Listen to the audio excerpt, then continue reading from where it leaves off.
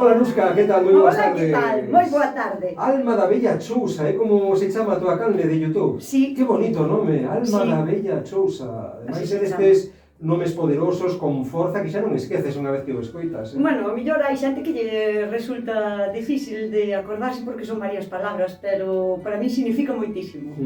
Si dunha vez expliquei o que significaba, noutra ocasión, si queres, pois tamén o comento porque para min é maravilloso. Bueno, pois aí é onde comezou moito do que hoxe continúa aquí na Radio Galega en esta sección que temos con Nusca Chousa, onde queremos que todo o que ten que ver coa horta, con o noso horto, non teña segredos. Preguntade, consultade, tedes aí WhatsApp e tedes tamén números de teléfono, pero hoxe, como vimos bastante xustiños de tempo, case mellor damos un número de WhatsApp por se alguén quere consultar de cara a vindeiras semanas, porque hoxe eu creo que co que temos aí, verdade, Iago? Podedes deixarnos mensaxes escritas ou de audio no 627-751-962.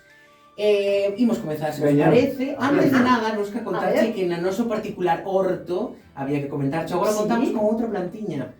Temos, a ver se ti sabes o que é, unha coquedama, non sei se oiches falar unha vez delas. Non me escoiti, seguro que lle chamo de outra maneira, Sí. Pois son como, en vez de unha planta, en vez de ter unha macetiña convencional, a maceta faise con terra, envolvese con musgo, con un fío e tal. Pois temos unha. Pois, cuidado, si cale horto, o aquí, o que temos aquí na redacción, sí. Pois prepárate para cuidalo, porque se hai no que todos os días, son mandar así con unha cuña. E valelle a un ambiente ou temos que sacar? Depende da planta.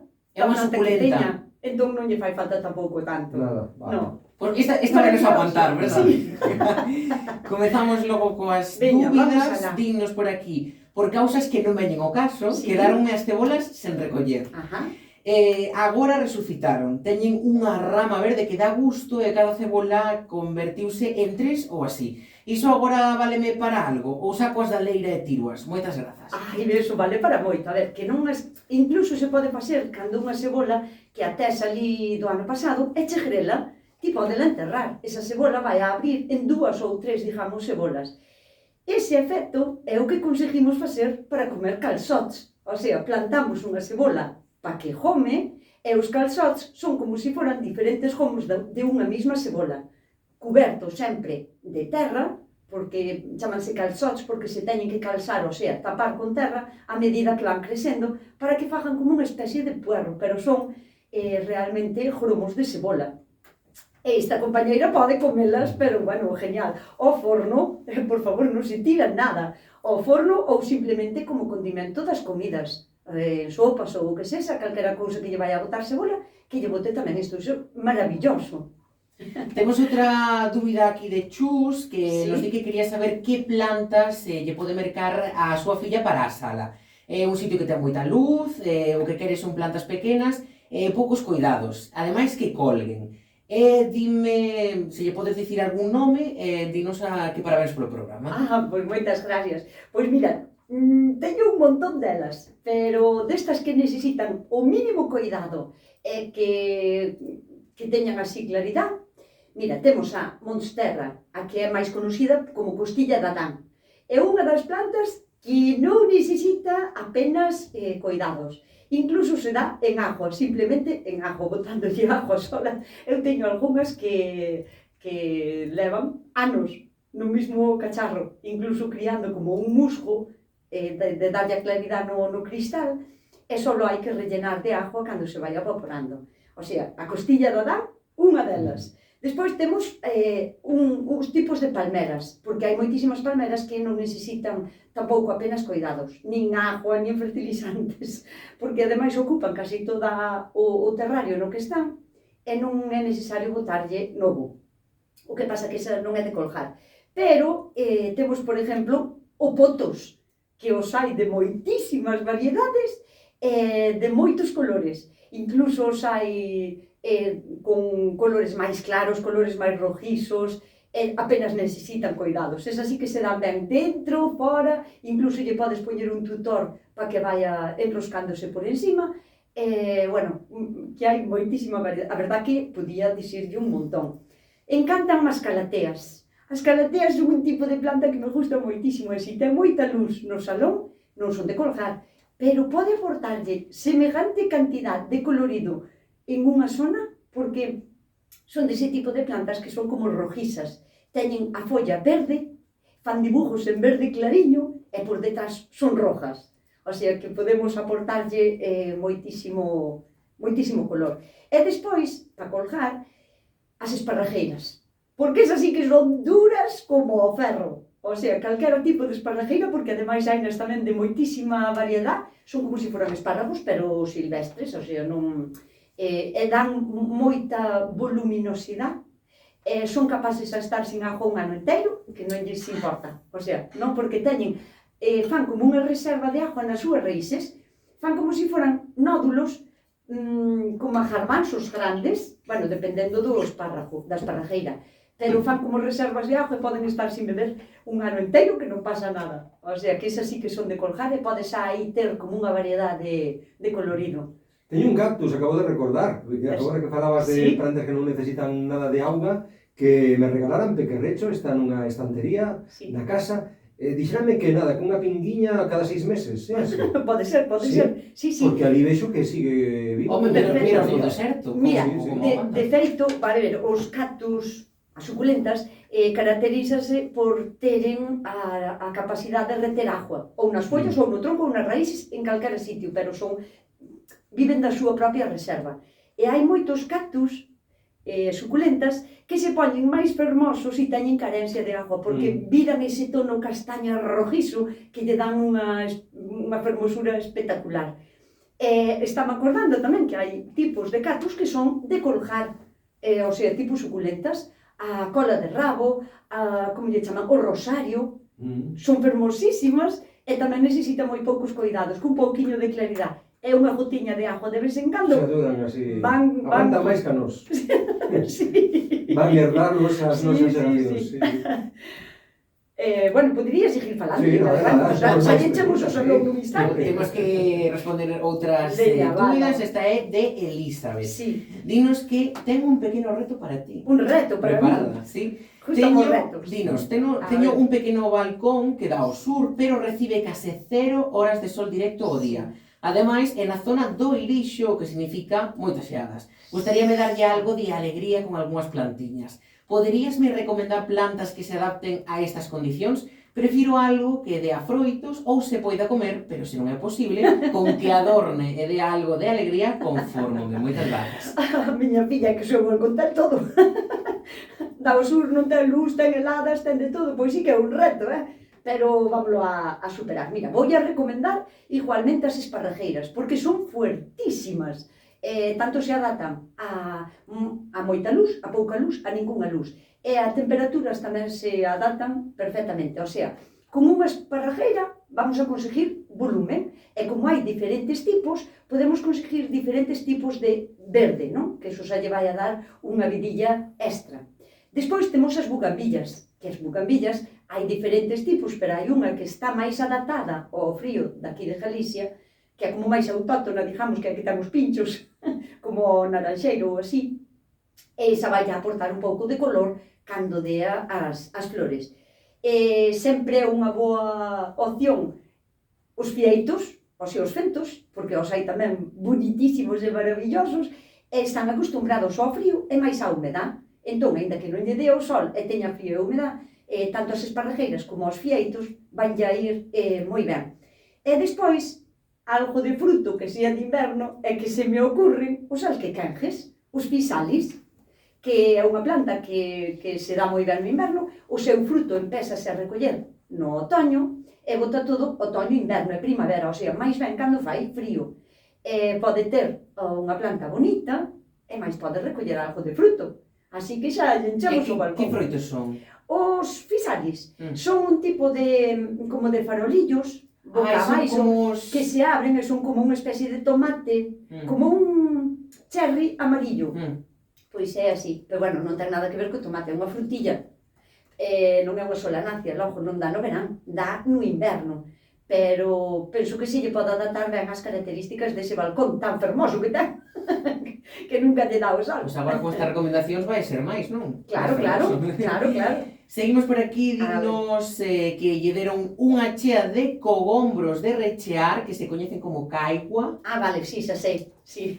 Sobre que época recomendas facer sementeiro? Algúnas das sementes xa están a agromar. Grazas de antemán a ti, todas as persoas da mesa, do outro lado do cristal, que nunca se di, e as demais, alá, por facer posible este programa. Pois saludados quedamos todos, os daqui, os de alá, os do outro lado do cristal, todo o mundo. Moitísimas gracias. Mira, si lle están agromando, bueno, antes vou explicar o que é. Cando dixestes cogombro, fixo unha cabeza. O que é iso, claro, é unha palabra desas gallegas que eu non conozco, pero están sendo un pepino de rechear, o sea, é como se fora un paxariño, parece un paxariño, como un peteiriño así, e a súa característica é que é hueco por dentro. Entón, é moi doado facelo recheo, e de feito é como se fai, non? Como se usa. Si xa ten as sementes agromadas, iso é porque deixou que as sementes estiveran dentro do fruto. E iso é un error, estou segurísima que foi iso. Porque si ti cando colles un fruto esperas a que madure, iso sempre, e despois retiraslle as sementes. Porque as sementes chega unha época que saben que acabou a vida do fruto e empezan a agromar, ou sea, empezan a botar para facerse planta, non? Como se empeza a brotar. Pero é igual que estar dentro do tomate, dentro do pimento ou dentro do limón. Nunca abristes un limón e esa cuña estaba botando como as folliñas. Eso pasa por eso, porque estuve dentro do fruto, tiña humedad, tiña o tempo para empezar a botar planta e agromarlle. Non hai que enfrene eso. Unha vez que unha semente empeza a agromar para ser plantiña, eso non se pode parar, porque se o paras, matas a planta. Entón, para a próxima que saque as sementes é mantelas en seco, que así duranlle anos e anos. Pero neste caso xa ten que poñelas na terra, porque, como che digo, non podes frenalo, tes que xa poñelas. O que pasa que é moi temprano, diso de onde era? Non. Non dixo. Pero bueno, de todos os xeitos, ainda que non o diga, é moi temprano para empezar a poñer nin curcubitáceas, nin solanáceas agora fora a intemperie, porque ainda veñen fríos, veñen xiadas, veñen temperaturas que non lle van a ir ben. Pero que as poñen macetas e que as coide todo o que poda, que lle poña un tutor porque vai a facer como unha enredadera e cando poida que as saques para fora. Ainda que sea protegendo con unha malla ou así. Pero si agora tenas que poñer na terra. Se empezaron a agromar, nada pode frenar a creatividade dunha semente. Esta persoa falanos dende Pollo, dende Pontevedra. Quería saber se hai forma de conseguir reproducir un mandarino. Intentei a partir de pugas e foi imposible. Dá unhas mandarinas moi ricas e non o quero perder. Non quero quedar sin el, claro. De pujas, aínda que eu teño escoitado que sí que se pode facer, eu penso que é moi complicado. Pero de todos os xeitos pode facer un inserto. Sempre pode coller, a ver, hai moitos tipos de inserto, non? Podes facer un inserto con unha simple yema, con unha ramiña, ou o que se chama un inserto de corona.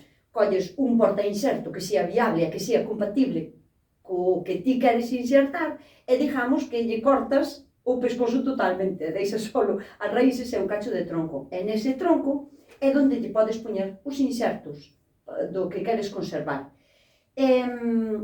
Ou tamén podería facer, a ver, tamén se ten outro naranxeiro ou outro mandarineiro, pode destinar a mitad dese naranxeiro a facerlle o mismo, non? Pode facerlle un inserto de corona, o sea, cortándolle unha rama das cordas e dedicando esa rama solo para ese naranxeiro que quere conservar. Iso podese facer, ter un mismo frutal con dúas frutas diferentes, que sean compatibles. Tanto o pau no que se inserta, como o tempo no que dan a froita. O que non pode ser insertar, por exemplo, unha froita que dá a finales xa da primavera ou no verán, e meterlle un inserto de unha froita que é de inverno, porque non coinciden no tempo de floración nin de nada, entón non vai ben. Pero se son viables e compatibles, pode facer o inserto como queira. E a outra forma que se me ocurre é facer un acodo aéreo, que esa sí que é unha boa maneira de quitar o que diel, unha puja, non? Unha puja en por sí vaille morrer, pero un acodo aéreo trátase de quitarlle como a tona a un cachiño, un centímetro de unha rama, como para facerlle unha especie de daño, e aí cubrilo, como me dis, como se chamaba a plantiña esa que tiñades na unha coquedama. Pois Pois é unha cousa moi parecida, porque hai no que cubrir de terra, mantela húmeda e cubrir eso como pois con un musgo ou con un plástico ou algo e manterlle a humedad, para que ese daño que fixestes empece a botar raíces. En un mes ou un mes e pico ou así, se bota raíces e ti entón podes cortar a rama xusto por debaixo e xa terías unha rama, digamos, un arbolito novo. Así que esas dúas ideas lle dou. E as mandarinas aquí son doces ou son máis ben ácidas? Depende do tipo de mandarina que plantes. Aquí Dase como se fixéramos en Valencia? Sí, eu penso que, mira, o das naranxas aquí en Galicia foi unha cousa como o do aceite de oliva. Aquí o aceite de oliva dábase perfecto. Non había unha casa que non tivera un par de olivos, o sea, todo o mundo tiña. O que pasa que no seu día os reyes católicos, pudo ser, mandaronos cortar para levarlos por intereses políticos ou o que fora para outro sitio de España. E quedamos sin eles. Bueno, menos mal que os estamos recuperando. Pero cos cítricos pasa exactamente igual. Non había unha casa en Galicia que non tuvera un limoeiro ou un naranxeiro. É como daban aqueles frutales, toneladas de fruta. Os limos da casa non é comparación aos comprados, non. Teñen unha tona así grosa. Sí, bueno, ou non, ou teñen a máis fina, depende do limón.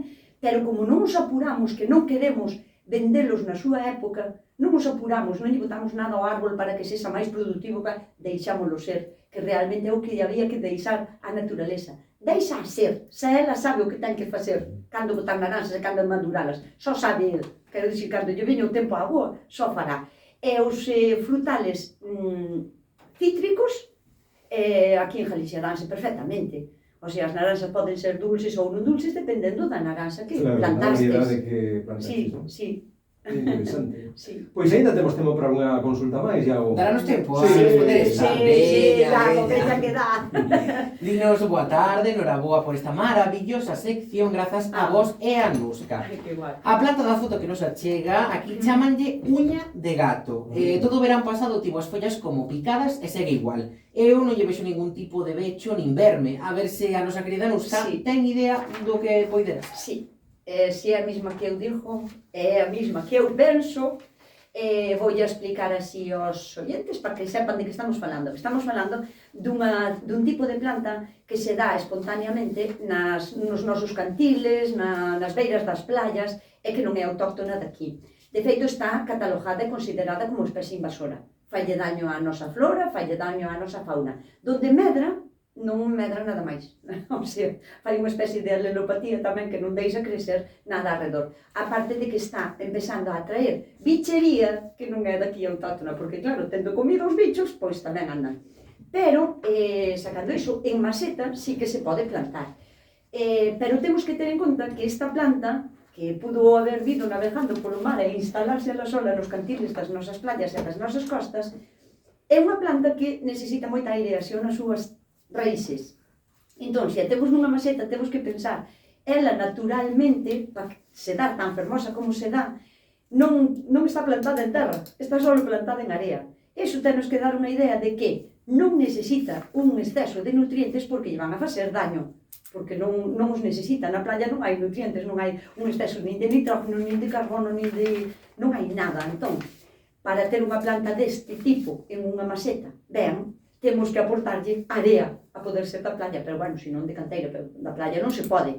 Pero mesturar a terra con area para conseguir unha porosidade extrema, porque ten que ter moita humedad, pero ten que drenar enseguida, porque senón vai a pudrir.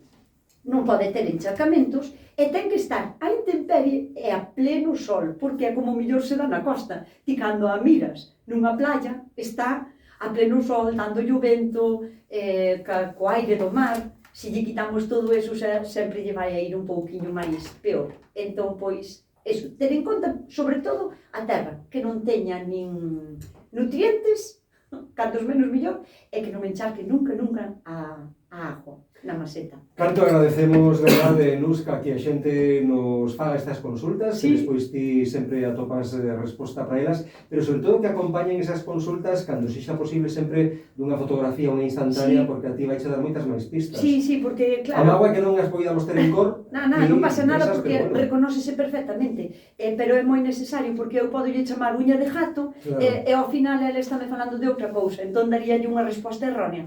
As imágenes, e máis que me dixan de onde son, Eso valoramos moitísimo saber onde está. Sí, é moi importante. Porque incluso de cara ás preguntas que fagan sobre esa dúbida que teñan de determinada planta, saber onde están. Sí, porque non é o mismo tratalas se viven na beira do mar, como vivo eu, que temos unhas temperaturas sempre liviáns, que vivir en Lugo ou en Ourense, no interior.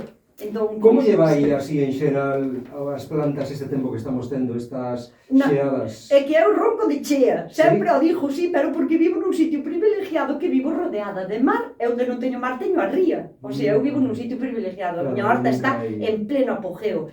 Pero, bueno, nin tan mal, porque empezaron a facer fríos agora. Agora, foi agora, sí. Pero tuvemos un inverno fantástico. E xa cambia outra vez, esta fin de semana xa ven a chuvia de novo de camiño. Ben, vida sea, ten que chover. Nusca Chousa, sempre un placer enorme terte por aquí e aprender contigo cada tarde de xoves.